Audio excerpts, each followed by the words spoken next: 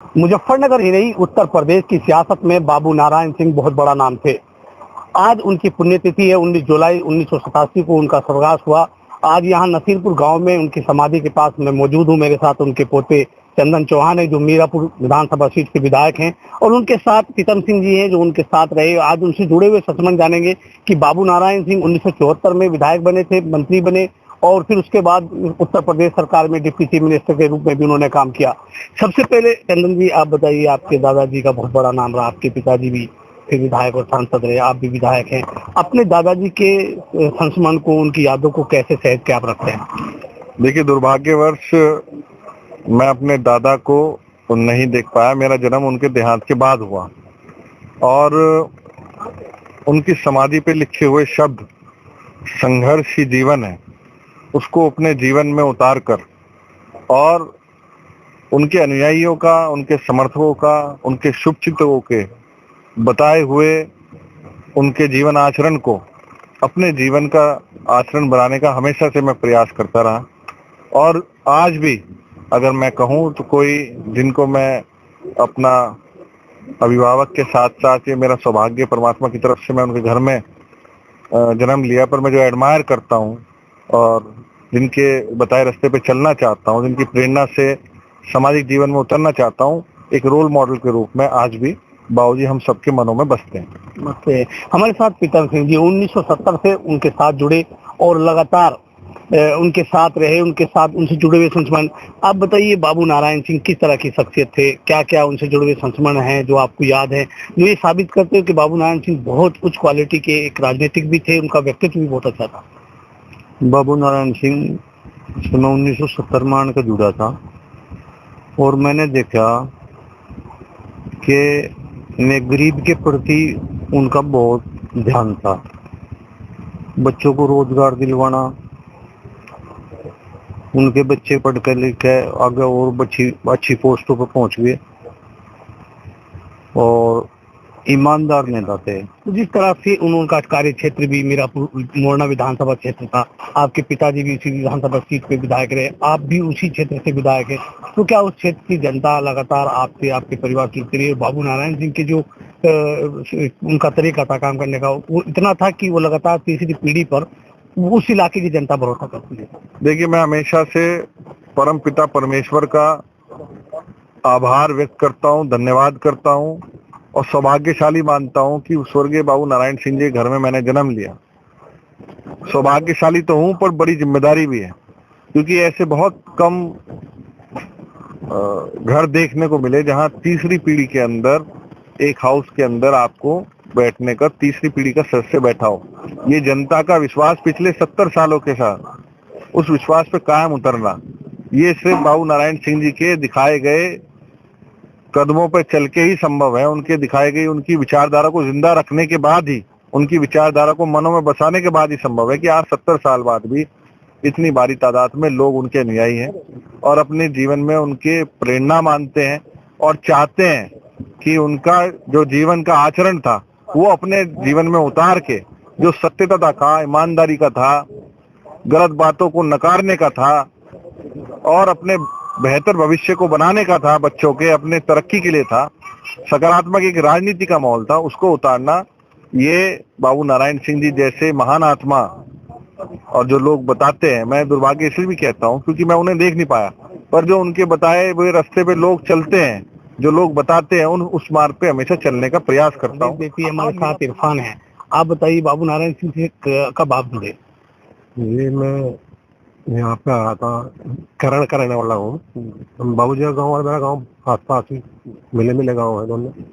तो मैं ग्रेजुएशन के लिए यहाँ आया था और बाबूजी के यहाँ रहा, उनके साथ, उनके लड़के के साथ, संजय चौहान जो थे स्वर्गीय, उनके साथ ही एक स्कूल में रहे हम, कॉलेज में।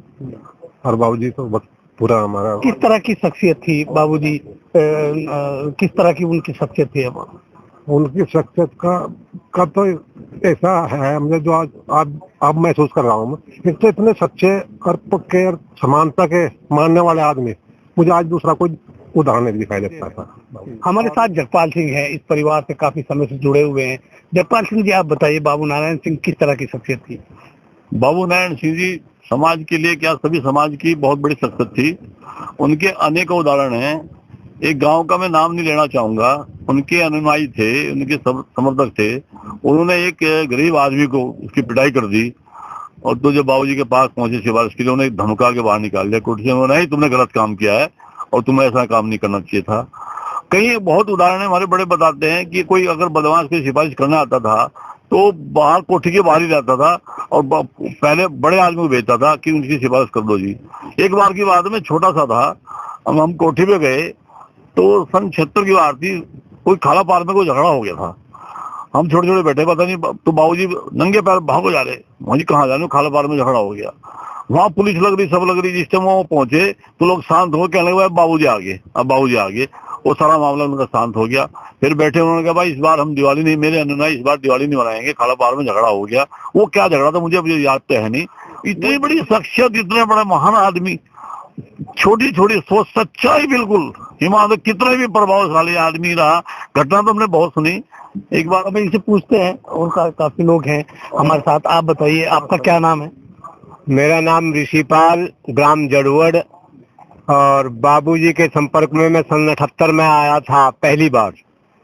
तो जैसे ही पहली बार मैं उनके संपर्क में आया तो उन्होंने, वहाँ हमारे कैराने के बशीर अहमद जी बैठे हुए थे उस टाइम पे, तो उन्होंने बहुत सम्मान दिया हमारे साथ में, मेरे साथ में हमारे भाई देख सीताराम जी, सन 78 में।